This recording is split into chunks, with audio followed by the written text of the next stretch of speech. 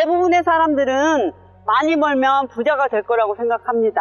돈을 잘 벌긴 하는데 돈을 물 쓰듯 쓴다면 돈을 잘 버는 거지와 다를 바 없습니다. 실생활에서 어떻게 지출을 줄였는지, 카드는 어떻게 관리하고 통장은 어떻게 관리하며 현금은 어떻게 확보하는지에 대해, 그리고 여러분이 실제로 생활에 바로 적용할 수 있을 만한 실용적인 방법들도 설명드릴 것입니다. 망하지 않는 사업을 할 수 있는 방법, 성공할 만한 사업가를 알아보는 방법 등 유익한 정보가 담겨 있는 이 영상이 부를 이루고 싶은 많은 분들에게 도움이 되었으면 좋겠습니다. 오늘은 그 첫 번째 시리즈로 부자를 만드는 것은 수입이 아니라 지출에 달렸다라는 마인드에 대해 집중해서 이야기를 해볼 예정입니다. 그리고 나서 켈리가 부자가 될 때까지 반드시 지켰던 돈을 지출할 때 체크해야 할 4가지에 대해 설명할 것입니다.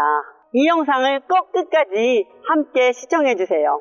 여러분, 제가 만약 한 달에 200만 원을 번다면 이 돈에 대해 어떤 생각을 가지고 어떻게 쓸 거라고 생각하시나요?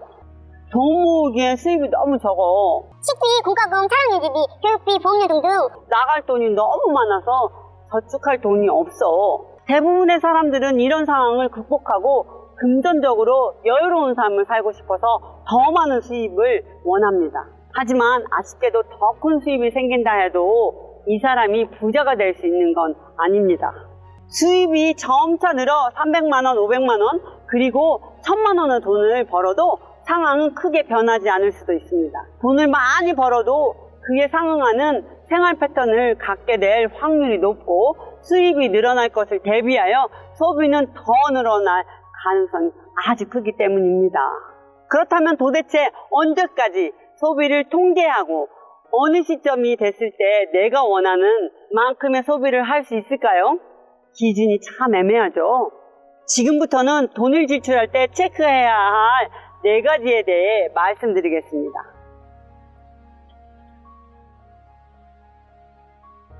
첫 번째, 나의 지출 금액을 이자로 벌 수 있을 때까지는 지출을 철저하게 통제하라입니다. 돈을 버는 것도 중요하지만 쓰는 것이 중요합니다. 돈을 잘 벌긴 하는데 돈을 물 쓰듯 쓴다면 돈을 잘 버는 거지와 다를 바 없습니다. 사실은 돈 잘 버는 거지가 아주 많이 있습니다. 즉, 직장을 잃거나 수입이 없어 달만 지나도 바로 평소 해야 하던 소비를 못하게 됩니다. 기본적인 생활 패턴을 바꾸어야 한다면 바로 비참해지고 찌질해집니다. 그래서 내가 노동을 통해 돈을 안 벌어도 자본소득을 통해 내가 쓰는 지출 금액이 꼬박꼬박 들어온다. 그리고 그 돈이 죽을 때까지 지속적으로 들어오는 시스템을 갖추고 있다 하면 부자가 맞습니다. 이런 상황이라면 경제적 자유를 이뤘다고 말할 수 있습니다. 저는 매달 자동으로 들어오는 돈과 나가는 돈을 확인하고 이자로만 살 수 있는 그 시점까지 돈 지출을 철저하게 관리하겠다고 결심했습니다. 그리고 실제로 그렇게 노력했습니다. 지금은 어떤 상태일까요? 네, 맞습니다. 켈리는 지금 켈리가 일을 하지 않아도 자동으로 돈이 들어오는 생활을 하고 있고 소비 유지를 위한 모든 소비는 시스템으로 또는 이자로 충당하고 있습니다. 저희는 노동을 하지 않아도 꼬박꼬박 들어오는 돈을 다 쓰지 않고 그 돈은 자산으로 계속 쌓여가고 있습니다. 그러니 여러분이 정말 부자가 되고 싶다면 내가 쓰는 지출이 이자로 충당되는 그 시점까지는 지출을 최대한 통제하는 것이 맞다고 생각합니다. 두 번째, 투자와 지출을 명확하게 구분하기입니다. 대부분의 사람들은 많이 벌면 부자가 될 거라고 생각합니다. 하지만 진짜 부자들은 아무리 돈이 많아도 현명하게 쓰지 못하면 언제든지 망할 수 있다는 것을 알고 있습니다. 저는 소득을 어떻게 사용해야 하는지를 정확히 알고 싶어 열심히 공부했었습니다. 그리고 그 비결이 소득의 일정 퍼센트를 지출과 투자로 명확하게 분배하는 곳에 있음을 알게 되었습니다. 제 경험에 의하면 여러분이 부를 이루기 전까지는 지출은 수입의 3분의 1 범위로 줄여야 한다고 생각합니다. 여기서 유념할 것은 투자와 지출을 명확히 구분하고 헷갈리면 안 된다는 것입니다. 지출을 줄여보겠다고 투자를 우선적으로 줄이는 사람들이 굉장히 많습니다. 투자를 줄이게 되면 당장은 지출이 줄어드는 것처럼 보일 수 있습니다. 그러나 돈을 더 잘 벌 수 있는 성장이 닫히게 되는 것입니다. 예를 한번 들어보겠습니다. 첫 번째, 어떤 기업이 어려워져 모든 지출을 줄인다고 생각해 보겠습니다. 제품을 홍보하고 광고하고 팔아야 하는 것은 투자라서 오히려 어려울 때일수록 줄이면 안 되는데 더 투자해야 하는데 줄이면 이런 기업은 넘어가기가 쉽습니다. 개인에게도 마찬가지입니다. 비용은 줄이고 자기 성장, 투자되는 비용은 늘려야 합니다. 책을 사고 공부를 하고 강연을 듣는 비용, 그리고 시간을 얻게 하는 장비 등 투자해야 하는데 투자를 줄이면 여러분의 배움을 통해 성장하기 힘들고 장기적으로는 성공과 멀어질 수밖에 없습니다. 지출과 투자를 명확히 구분하고 현명하게 소비할 줄 아는 것이 여러분이 꼭 기억해야 하는 것입니다. 세 번째, 단돈 1,000원이라도 그만한 가치가 없다면 절대로 돈을 쓰지 말라입니다. 저는 아무리 비싼 물건이라도 그것이 투자라는 생각이 들고 가치가 있고 평가액이 낮다고 판단하면 그 물건을 사는데 돈을 씁니다. 하지만 단돈 1달러라도 그만한 가치가 없다고 생각하면 절대로 돈을 쓰지 않습니다. 제가 돈을 열심히 벌 때도 당장의 욕구를 해소하기 위해 함부로 돈을 쓰면 안 된다는 다짐을 늘 되새겼습니다.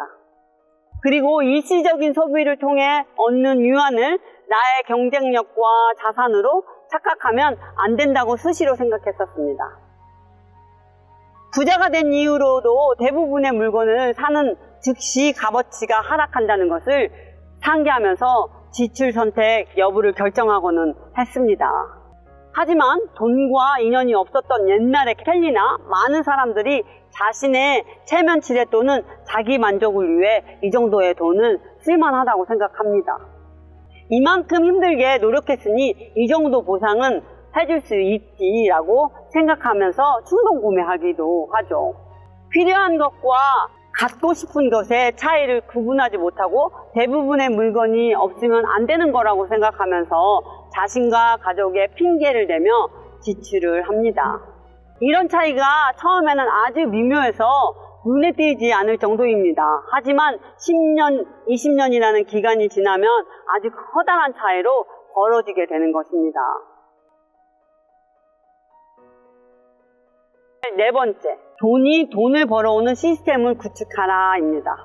진짜 부자가 되면 노동으로 번 돈이 20%이고 나머지 80%는 굴러가 새끼를 치고 커진 돈이라고 합니다. 여러분, 한 사람이 일을 해서 벌 수 있는 돈은 한계가 있습니다. 우리가 부자라고 부를 정도의 재력은 돈이 돈을 버는 시스템을 구축했기 때문에 가능한 일입니다. 내가 돈을 위해 일하는 게 아니라 돈이 나를 위해서 일하게 하는 것이죠. 이 시스템을 어떻게 구축하냐고요? 지금 당장 여러분이 할 수 있는 것은 이 시스템을 구축하기 위해 시드머니를 만들어야 한다는 것입니다. 예를 들어서 여러분이 10억을 벌고 싶다면 2억이 시드머니이고 100억을 벌고 싶다면 20억이 시드머니입니다. 여러분이 벌고 싶으신 20%가 시드머니인 셈이죠. 일단은 노동을 통해서 여러분의 시드머니 20%를 벌 때까지 돈을 최대한 저축해야 합니다. 앞에서 말한 것처럼 많이 저축하려면 지출을 통제해야 함은 필수겠죠. 그리고 이 시스템을 구축할 수 있는 전문 지식도 갖추어야 합니다. 나는 지식이 없고 내 돈을 남에게 의지하고 맡기는 것은 고양이에게 생선을 맡기는 것이라고 켈리는 생각합니다. 그래서 여러분이 투자하고 싶은 분야를 공부하셔야 합니다. 한 분야의 책을 100권을 읽으면 그 분야의 학위를 딴 것과 같다라고 생각합니다. 투자처를 부동산을 생각하시는 분은 적은 돈으로 부동산 부자가 된 사람들의 책을 100권을 읽고 공부하시라고 말씀드리고 싶습니다. 그리고 내가 사고 싶은 건물이나 집을 100개를 최소한 보시라고 말씀드리고 싶습니다. 그러면 그 분야 부동산에 눈이 띄게 됩니다. 부동산 중개인의 말에 속지도 않고요. 그 가격에 비싼지 싼지를 저절로 알게 되는 시점이 옵니다. 그러다 보면 돈을 버는 속도가 노동으로 버는 속도보다 빨라지는 때가 분명히 옵니다. 그러니 월 수입 200만 원으로 부의 첫 단추를 끼우기 위해서는 일단 소비를 통제하고 전략해야 합니다. 우선 1억을 시즈버니를 목표로 하세요. 눈덩이가 되려면 일단 눈을 어느 정도 크기로 뭉쳐야 하듯이 부를 쌓으려면 일단 뭉칫돈을 만들어야 합니다. 그래야 굴릴 수 있고 크기를 키울 수 있는 것인데요. 이것이 바로 켈리가 가진 웰싱킹적인 생각입니다. 오늘은 만일 내가 200만 원을 번다면 돈에 대해 어떤 마인드를 가지고 어떻게 지출해야 하는지에 대해 말씀드렸습니다. 다음 영상에서는 켈리는 실제로 어떻게 실생활에서 지출을 줄였는지, 카드는 어떻게 관리하고 통장은 어떻게 관리하며 현금은 어떻게 확보하는지에 대해 말씀드리고 실제 생활에 바로 적용할 수 있는 실용법에 대해 알려드리도록 하겠습니다. 실생활에서 어떻게 지출을 줄였는지, 카드는 어떻게 관리하고 통장은 어떻게 관리하며 현금은 어떻게 확보하는지에 대해 알려드릴 것입니다. 그리고 여러분이 실제로 생활에 바로 적용할 수 있을 만한 실용적인 방법들도 설명드릴 것입니다. 이 영상을 꼭 끝까지 함께 시청해 주세요. 여러분, 켈리는 일단 저축이 1순위라고 생각합니다. 돈을 버는 것도 중요하지만 부자가 되기 위해서는 처음에 저축을 잘해야 합니다. 여러분이 지금 벌어들이는 돈의 액수에 연연하지 말고 일단 얼마를 모으겠다는 목표를 정하고 나서 그 목표를 도달할 때까지는 집중해서 저축하는 것을 추천합니다. 우선 1억은 모아야 합니다. 여러분이 지금 얼마에 돈을 벌든 일단 여러분의 노동으로 시드머니 1억을 어떻게든 모아보라고 말씀드리고 싶습니다. 돈을 벌고 모으는 데는 여러 가지 방법이 있습니다. 좀 더 효율적인 노동, 부동산, 주식 투자 등등이 있죠. 그 중에서도 가장 중요한 것은 노동, 즉 여러분의 업을 통해 들어오는 규칙적인 돈입니다. 규칙적인 돈은 양이 적은 것처럼 느껴져도 한 번에 들어오는 큰 돈보다 훨씬 더 강력한 파워를 가지고 있습니다. 복권이나 단발성 이벤트처럼 크게 한 번에 들어오는 돈으로 부자 되는 사람은 별로 없습니다. 하지만 규칙적으로 들어오는 돈을 모아 자산 관리를 하면 부자가 될 확률이 더 높습니다. 이렇게 작은 돈을 모아서 언제 부자가 되지 하는 분들이 많습니다. 하지만 1,000만 원을 모으면요, 5천만 원이 금방이고 5천만 원을 모아보면 1억, 1억을 벌어본 사람은 10억, 10억을 벌어본 사람은 100억을 가는데 걸리는 시간이 점점점 짧아집니다. 돈은 복리로 벌 수 있다는 것을 꼭 기억해야 합니다. 그러니 포기하지 마시고 여러분은 직업을 통해 번 돈으로 꼭 1억을 먼저 만드세요. 돈이 돈을 버는 구조를 만들기 위해서 시드머니 현찰 1억은 꼭 모아야 합니다. 2. 원금은 절대 잃지 말자. 부자들이 벌어들이는 수익 가운데 노동을 통해 벌어들이는 돈은 20%가량일 뿐이고 80%는 돈을 버는 것이라는 것을 혹시 알고 계신가요? 돈이 돈을 버는 구조는 어떻게 만들 수 있을까요? 가장 일반적인 것은 주식이나 채권 또는 부동산에 투자하는 방법이 있겠죠. 이런 투자를 할 때 명심해야 하는 것이 바로 절대 원금을 잃지 말아야 한다는 것입니다. 여러분이 번 돈 1,000만 원을 주식이나 부동산에 투자해서 잃는다고 생각해 보십시오. 1,000만 원은 이용 매출과 상응하는 금액입니다. 5% 이익률이라고 볼 수 있는 것이죠. 만약 월급쟁이가 200만 원 월급을 1,000만 원을 벌려면 5달이 소모되는 것이 아닙니다. 5달 월급을 한 푼도 안 쓰고 저축하는 사람은 없으니까요. 이는 절대 무시할 수 없는 금액입니다. 그래서 리스크가 있어도 한번 해볼 거야 라고 생각하는 것은 매우 위험한 발상이라고 생각합니다. 이렇게 말씀드리면 누구는 돈을 잃고 싶어서 이렇나요? 분명 괜찮은 물건이라고 들었어요. 저도 알만큼 알아봤다고요 라고 얘기하시는 분들이 있을 것 같습니다. 그래서 켈리의 제안, 되도록 작은 금액으로 작은 실패를 여러 번 반복해보세요 라고 말씀드리고 싶습니다. 그리고 여러분은 반드시 자신이 선택한 투자 분야에서만큼은 최고 전문가가 되겠다고 마음을 먹으셔야 합니다. 세 번째 메시지, 내 발로 내가 직접 공부한다. 여러분이 투자하고 싶은 분야가 주식이 됐든 부동산이 됐든 그 분야 책을 적어도 100권을 읽어보시라고 추천드립니다. 요즘은 유튜브에도 양질의 정보가 많으니 잘 찾아서 공부하시면 많은 도움이 되겠죠. 남의 말을 듣고 뉴스 기사를 보고 투자하는 것은 실패할 확률도 아주 큽니다. 반드시 직접 공부하고 자신의 눈으로 보고 투자하세요. 주식은 아주 적은 돈을 가지고 직접 경험해 본 다음 뛰어들어야 합니다. 저는 주식을 할 때는 결혼할 사람을 면밀하게 살펴보듯 그 회사와 평생 함께 할 수 있을 거라고 가정하고 공부합니다. 결혼할 때 상대를 제대로 살피지 않으면 부자인 줄 알았는데 알고 보니 빚쟁이였다거나 과대평가되어 있던 사람이 있구나를 늦게 알아차리는 실수를 할 수도 있습니다. 마찬가지로 주식을 사려는 그 회사의 평가가 잘 되어 있는지를 살피고 진짜 부자라서 배당감을 잘 주는 것인지 깊게 공부해야 하는 것이죠.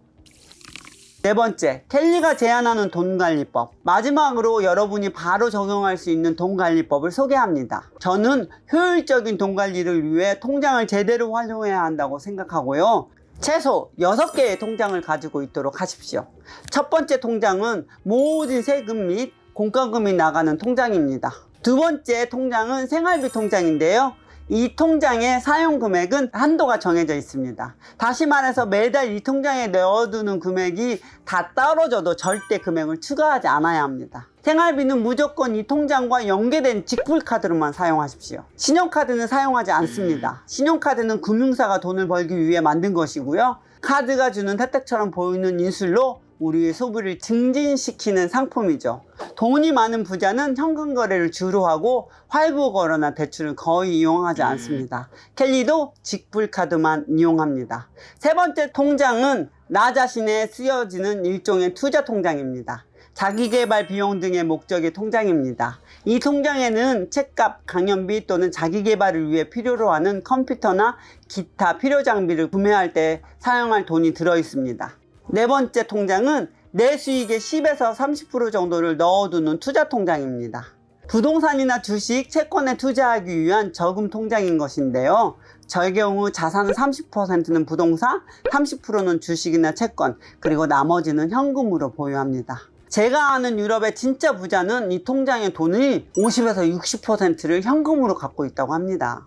투자처가 있으면 당장 꺼내서 투자할 수 있도록 현금 확보를 그만큼 여유 있게 해놓는 것이죠. 다섯 번째, 통장에는 위급한 경우를 대비해 돈을 넣어둡니다.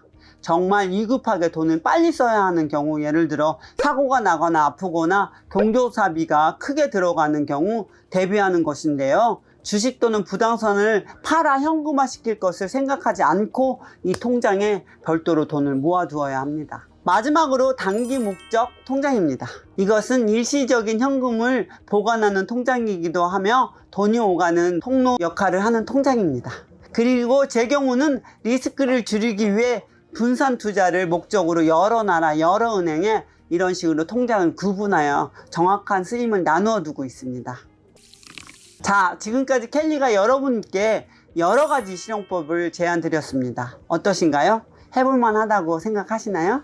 제가 말씀드린 세 가지 마인드는 꼭 기억하시고 켈리의 돈관리법은 꼭 한번 실천해 보시길 추천드립니다. 지난번 웰싱킹 두 번째 영상에서 켈리의 돈관리 방법에 대해서 안내드렸습니다. 웰싱킹 3편에서는 돈 버는 시스템을 구축하기 위해 여러분들이 꼭 알아야 하는 것들에 대해 말씀드릴 것입니다. 웰싱킹 책에서 저는 많은 돈을 벌 수 있는 방법 중 하나가 바로 사업을 하거나 사업가에게 투자하는 것이다 라고 했는데요. 오늘은 이 주제를 가지고 여러분께 보다 구체적인 말씀을 드리려 합니다.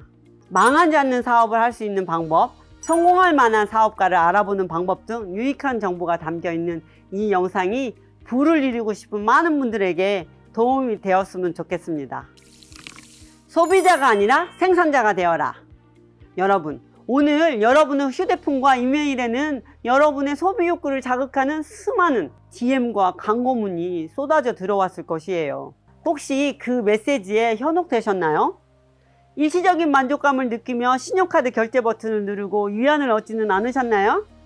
웰싱킹 1편에서도 말씀드렸지만 대부분의 사람들은 시간이 흐를수록 가치가 감소되는 자산에 사는데 돈을 씁니다.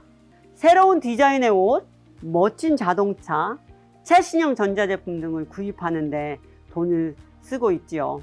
하지만 부를 일구는 사람들은 그 물건을 소비하기보다는 그 물건을 만들거나 판매하기 위한 자산을 구입하는데 돈을 씁니다. 즉 소비자가 아니라 생산자의 마인드로 생각하고 행동하는 것이죠. 무언가를 구매하는 것에 만족감을 느껴서 돈을 소비하는 것은 단순히 소비자로서의 삶을 사는 것입니다. 하지만 소수의 부자들은 똑같은 상황에서 이렇게 생각합니다. 이런 옷을 만들며 파는 것은 어떨까? 이 옷을 만드는 회사는 어떤 회사인가? 라고 말입니다. 그리고 나서 그들은 돈을 소비합니다. 어디에 소비할까요? 바로 옷을 만드는 사업이나 브랜드를 만드는 데 소비합니다. 만약 그것을 직접 만들 여력이 되지 않는다면 그 사업체나 브랜드에 투자할 수 있는 방법으로 소비를 합니다. 이것은 결론적으로 가치가 증가하는 자산에 소비를 하는 것입니다.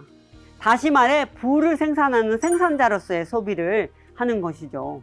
사업을 하게 되면 세상의 모든 것을 사업하는 사람, 즉 생산자의 눈으로 바라보게 됩니다.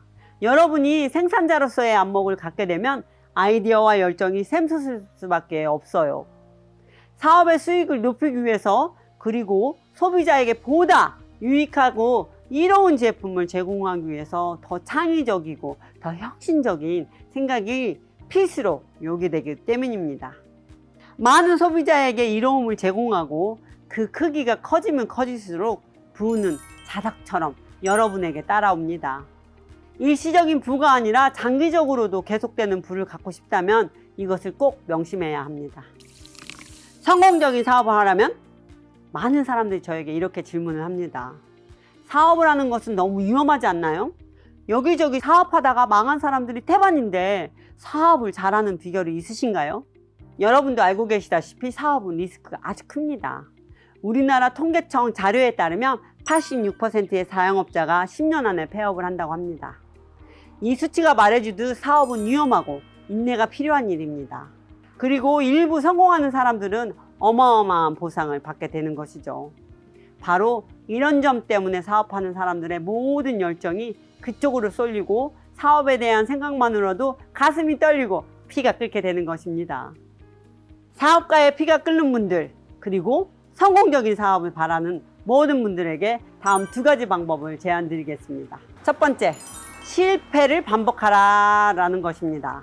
사업하는 분들 또는 사업에 투자를 하려는 분들 중 대다수는 실패를 안 하려고 피하다가 오히려 더 크게 실패하는 결과를 맞닥뜨리게 됩니다.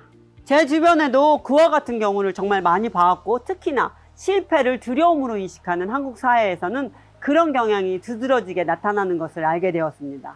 저는 사업에서 장기적으로 크게 성공하고 싶다면 그 전에 먼저 많이 실패하고 자주 실패하고 돈을 적게 들이고 실패하면서 실행력을 늘리면서 사업가로서 성장해 나가라고 말씀드립니다. 예를 들어 여러분이 1억 원의 자본금을 가지고 있다면 1억을 한꺼번에 한 가지 사업에 몰빵하지 마시고 1,000만 원씩 나누어서 10번의 시도를 해보라고 말씀드리고 싶습니다. 10번 중에 9번이 실패했다고 좌절할 게 아니라 방향을 틀어 남은 한 번에 다시 도전하십시오. 여러분이 기억할 것은 여러분의 실패 가운데서 반드시 성장해 나가야 한다는 것입니다. 실패를 통해 배우고 다시 도전해야 합니다. 그리고 될 때까지 하겠다는 마음으로 하면 점차 실패를 줄여가면서 사업을 성공시킬 수 있는 단계에 오르게 될 것입니다. 성공적인 사업을 하고 싶은 분들에게 알려드릴 두 번째 방법은 지금 자신이 하고 있는 일에서 최고가 되어보라는 것입니다. 지금 하고 있는 일이 힘들어서, 하기 싫어서, 또는 마땅히 할 게 없어서 시작하는 사업은 지속되기 힘들 수 있습니다. 도피성 창업하시는 분들, 충분한 준비 없이 사업에 도전하시는 것도 성공과 멀어지게 되는 주된 요인이라고 생각합니다. 그래서 저는 새로운 사업에 도전하기에 앞서 일단은 지금 여러분이 하고 있는 일에서 어떻게 하면 좀 더 성과를 낼 수 있는지를 생각하고 어떻게 하면 더 많은 돈을 벌 수 있을까를 생각해 보시라고 말씀드리고 싶습니다. 자신이 하는 일에서 최고치를 찍어본 사람은 다양한 방법으로 사업할 수 있는 더 많은 기회를 찾을 수 있기 때문입니다. 어떤 일을 효과적으로 더 잘할 수 있을지를 지속적으로 고민하다 보면 새로운 길이 열리게 되어 있습니다. 성공할 만한 사업가에게 투자하라. 여러분이 직접 사업을 할 수 없다면 사업가에게 투자하는 것도 부자가 될 수 있는 대표적인 방법 중에 하나입니다. 그렇다면 성공할 만한 사업가를 알아보는 방법이 있는 것일까요? 제 경우를 말씀드려 보겠습니다. 저는 어느 한 분야에서 실패를 여러 번 해보고 결과적으로 성장해서 현재 눈에 보이는 성과를 나타내고 있는가를 먼저 봅니다. 그리고 그 사업가가 운영하는 회사에 관심을 갖고 지속적으로 관찰을 합니다. 회사의 가시적인 성과뿐만 아니라 사업의 주체인 사람도 면밀하게 살핍니다. 사업주의 인간 됨됨이와 씀씀이, 그리고 어떤 비전을 가지고 있는지도 함께 체크하죠. 이것이 제가 투자할 만한 사업가를 알아보는 기준입니다. 저는 남에게 투자할 때는 리스크를 줄이기 위해서 되도록이면 사업 초반부에 투자하는 방식은 지양하고 있습니다. 세상에는 남의 돈으로 투자를 받아 사업을 키우고 확장하려는 사람들이 아주 많은데요. 저는 이렇게 리스크가 큰 사업보다는 어느 정도 성장해서 자리 잡은 상장 회사들을 눈여겨봅니다. 오늘 영상을 통해 마지막으로 드리고 싶은 말씀은 바로 이것입니다. 공부만이 살 길이다. 사업을 생각하고 있다면 실행하기에 앞서 충분히 공부하고 준비하시기 바랍니다.